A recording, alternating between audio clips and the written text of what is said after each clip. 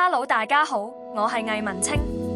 在下早前發佈咗一系列5支影片，盤點咗唔少大熊貓有血緣關係嘅配對，當中更涉及一啲近親繁殖嘅例子。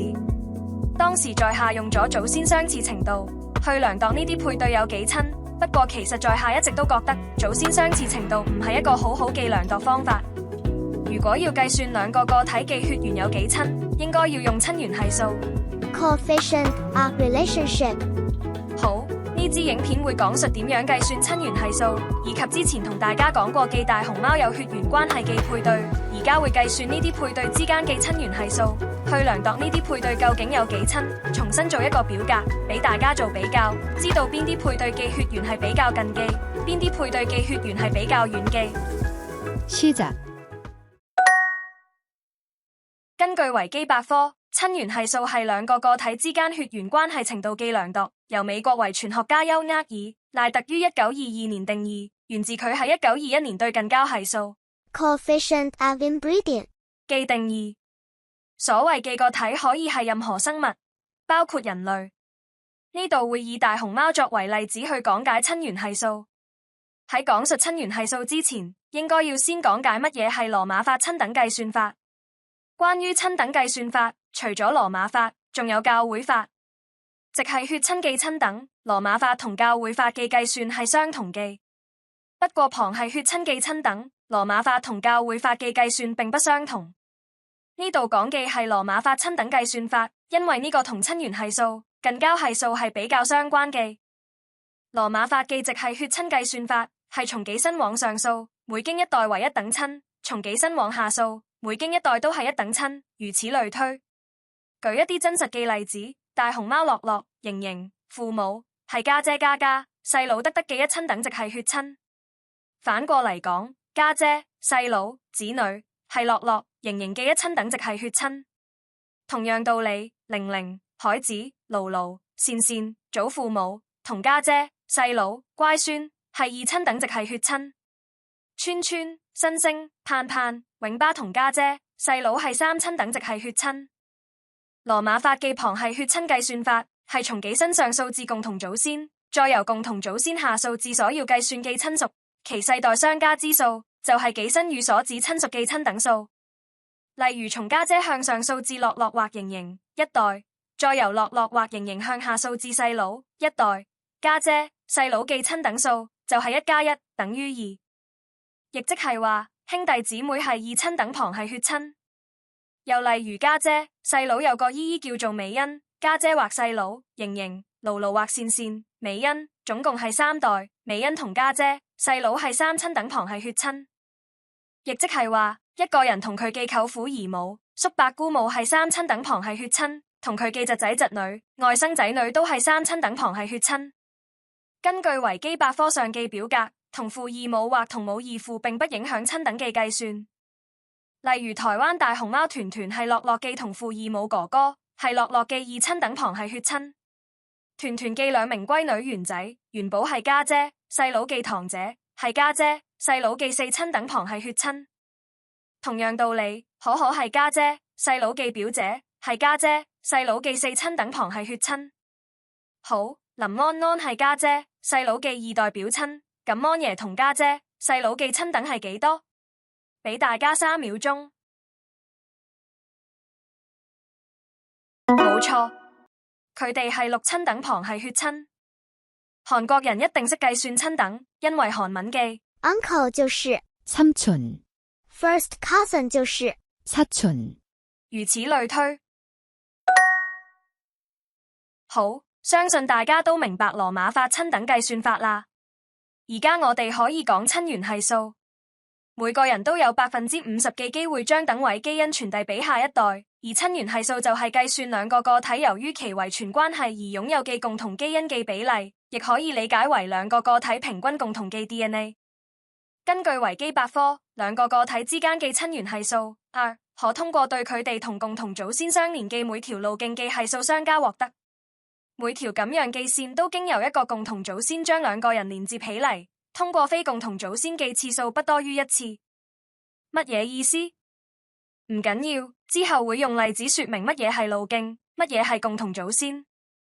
總之，親緣係數記公式係 summation 1/2嘅 n 次方 ，n 係基因傳遞記次數，即係兩個個體相隔記世代數，亦即係兩個個體之間記親等。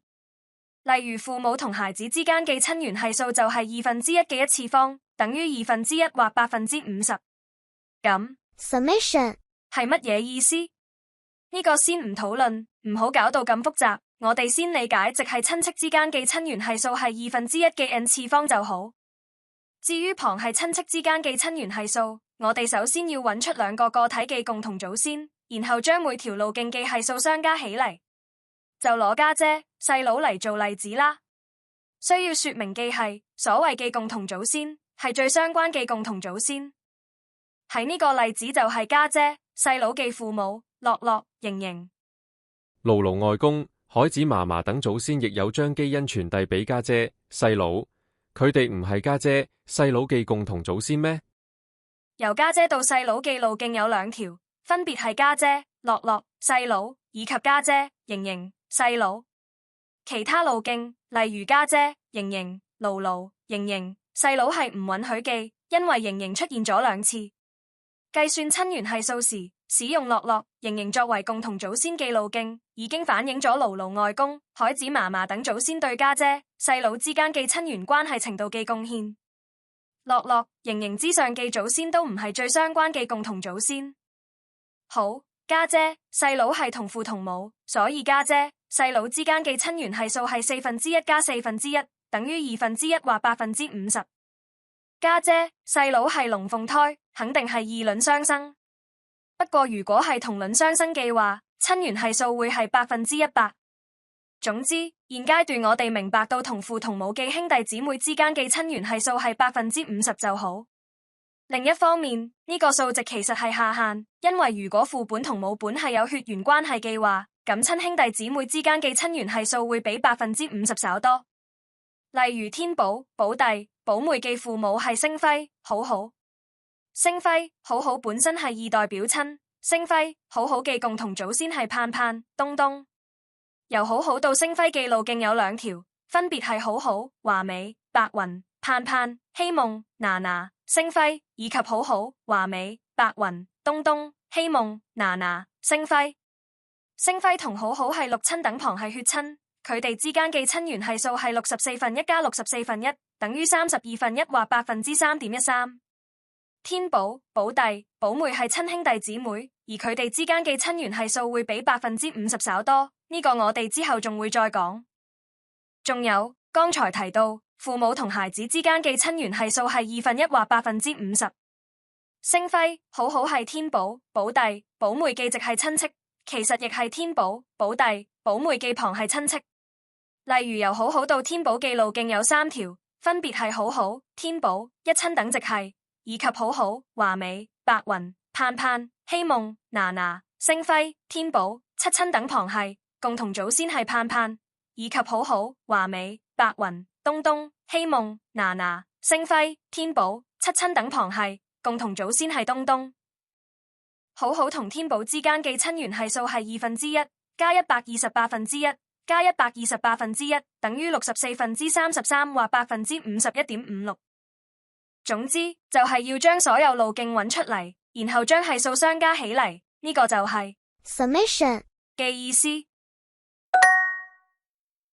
根據維基百科，近交係數係表示一個個體記近親繁殖程度記數值，其定義為一個個體記兩個同源基因同共同祖先記同一基因純合記概率，通常計作嘅。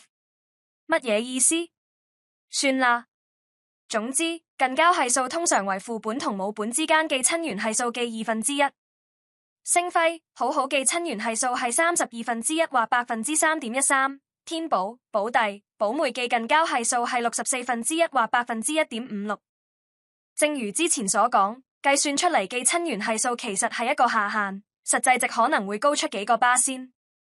兩人記家譜越完整，家譜記世代數越多，計算記親緣係數就會越準確。咁係因為任何兩個生物個體，只要追溯足夠多代，總可以揾到共同記祖先。因此理論上全世界所有人都有血緣關係，譜系崩潰。不過實際上喺有限記資訊下，如果兩個個體揾唔到共同記祖先，佢哋就不被視為血親。又或者如果兩個個體寄親等係多於羅馬法寄八親等，一般都唔會被視為血親。八親等寄例只有三代表親，所以如果兩個個體係 third cousins once removed, 佢哋就唔會視為血親啦。好，樂樂、瑩瑩冇可追溯寄血緣關係，佢哋本身係陌生熊。樂樂、瑩瑩之間寄親緣係數可以視之為零，家姐、細佬寄近交係數亦可以視之為零。相信大家都大致明白要點樣計算親緣係數啦。重申，R等於加總1/2嘅 n 次方，係簡化版寄親緣係數公式。正確記公式是咁的，是咪好難明？呢個影片只係入門版，絕對唔係乜嘢教學，所以我哋都係用簡化版記公式就好。一般嚟講，用R等於加總1/2嘅 n 次方計出嚟記數值，誤差唔會好大，而且簡單易明。不過如果涉及亂倫，又或者多次寄近親繁殖，用R等於加總1/2嘅 n 次方計出嚟記數值，其誤差可能會比較大。新星同小小之間寄親緣係數係幾多？呢個時候就要用正確記公式去計算啦。由於片長關係，上集先講到呢度。中集我哋回顧大熊貓有血緣關係記配對，並計算呢啲配對之間寄親緣係數。明天播出，敬請留意。如果中意呢條片，麻煩按讚、訂閱、留言加分享。你嘅互動會令影片更易被推薦，被更多觀眾睇到。感謝感謝，咁我哋下次再見啦，拜拜。